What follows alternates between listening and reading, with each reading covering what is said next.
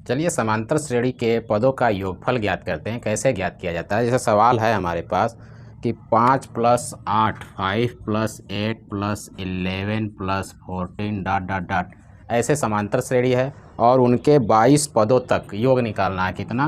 22 पदों तक योग निकालना है। तो यानी यहाँ पर क्या क्या दिया है? सबसे पहले हम देखते हैं कि ए दिया है, डी इक्वल टू हम निकाल सकते हैं कितना 3, जबकि एन की वैल्यू 22 दिया हुआ है और हमें S22 निकालना होगा कि क्या आएगा, यानी कि 22 पदों तक का योग निकालना है। तो 22 पदों का योग निकालने के लिए हमें सूत्र क्या है? सूत्र बताया जा चुका है पिछले वीडियो में, आप जा करके देख सकते हैं।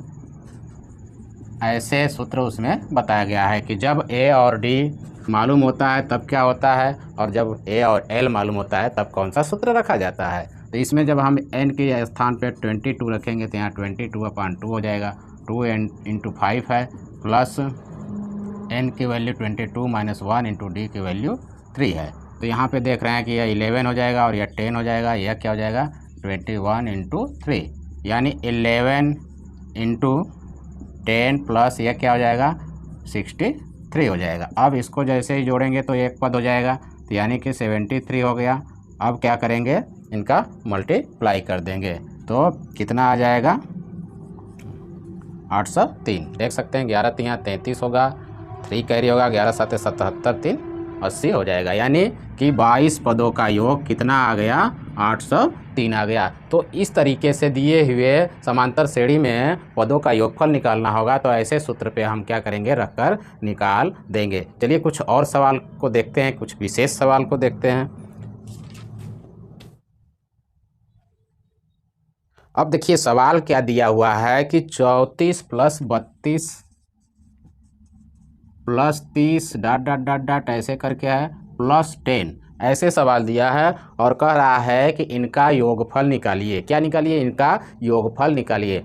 अब बात ये है कि यहाँ पर ए मालूम है, डी मालूम कर देंगे ये, लेकिन ये लास्ट पद है, एल मालूम है और पदों की संख्या नहीं मालूम है। तो हमारे पास सूत्र क्या होता है? जो भी सूत्र होता है उस सूत्र में एन की वैल्यू रहती है तभी हम उसे फाइंड कर पाते हैं, अन्यथा नहीं। यानी यहाँ पर एन की वैल्यू है ही नहीं। अब कैसे फाइंड करेंगे? तो यहाँ घबराइए मत, हम काम को एकदम बारीकी से देखेंगे, उसके बाद सब इजी हो जाएगा, आसानी से लग जाएगा। देखिए सबसे पहले हमारे पास क्या दिया हुआ है? a = 34 है, जबकि d = क्या करेंगे?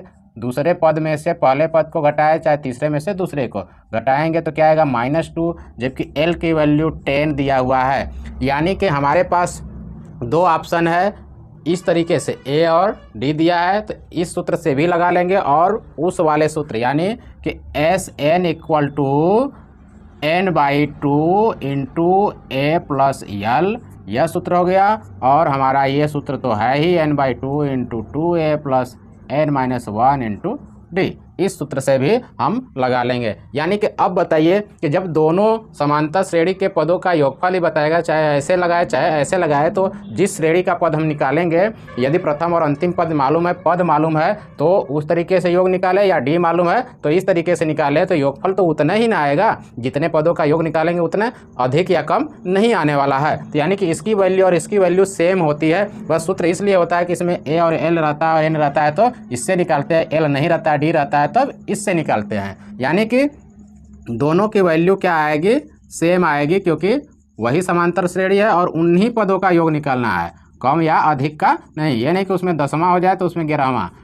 तो अब यानी कि दोनों सूत्रों को हम ऐसे लिख सकते हैं, यानी कि योगफल वही आएगा। तो यहाँ पे देख रहे हैं कि n/2 क्या हो जा रहा है कि यहाँ कट जा रहा है, क्योंकि यहाँ भी गुणा वहाँ भी गुणा, दोनों तरफ भाग करा दीजिए। a की वैल्यू 34 है प्लस l की वैल्यू 10 है, और इधर क्या हो गया? जब यह गुणा था तो इसलिए यह ब्रैकेट था, अब यह हट गया तो इस ब्रैकेट का क्या काम? इसको हटा दें। प्लस n का मान जो है हमें नहीं पता है, तो इसलिए n का मान जो है नहीं रखेंगे, पता ही नहीं है तो रखेंगे कहाँ से? यह क्या हो गया? 44 हो गया, और ये क्या हो जाएगा? गुणा होगा तो 2 चौके 8, 2 3 6, फिर इसका मल्टीप्लाई करेंगे तो -2n + 2 होगा। तो अब देख सकते हैं 44 और यह क्या हो जाएगा? यहाँ पे इक्वल है और ये 70 हो जाएगा, -2n हो जाएगा। तो -2n को इधर कर दें तो क्या हो जाएगा, -2n से प्लस हो जाएगा, 70 है इधर जाएगा तो 44। अब देखिए घटा दीजिए, घटाने पर क्या बच रहा है, 10 में से 4 को घटाएंगे तो कितना बचेगा, 6 बचेगा, जबकि यहाँ बच जाएगा 6 में से यानी कि 2, यानी n इक्वल टू 26/2, यानी n इक्वल टू आ रहा है 13 आ रहा है, यानी n का मान हमें फाइंड हो गया। तो अब इन दिए हुए पद में यानी कि 34 से पहला पद है और यह 10वां पद होगा, वो कौन सा होगा, 10 जो दिया है वह 13वां पद होगा, 10वां पद नहीं, जो दिया है 10 वह कौन सा पद होगा, ये 13वां पद है, यानी कि 13 n बराबर 13, यानी कि इसमें कुल कितने पद हैं, 13 पद है। तो अब 13 पदों का योग निकालना है तो हमें क्या करना होगा, किसी भी सूत्र पे रख करके निकाल सकते हैं।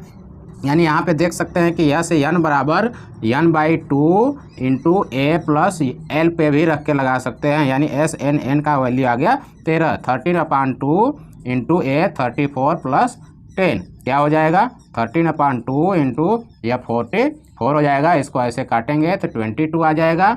अब 13 का 22 में मल्टीप्लाई कर देंगे तो कितना आ जाएगा, 286, 13 दूनी 26, 13 दूनी 26, 2 28, यानी हमारा यही आंसर आएगा। और यह इजीली क्या हो गया, सॉल्व हो गया। अगर हम सोचते घबराने लगते कि क्या होगा कैसे होगा, तो यह सवाल सॉल्व होने वाली नहीं है। तो किसी भी सवाल को सॉल्व करेंगे तो हम इन तरीकों को अपनाएंगे तो वह सवाल इजीली सॉल्व हो जाते हैं।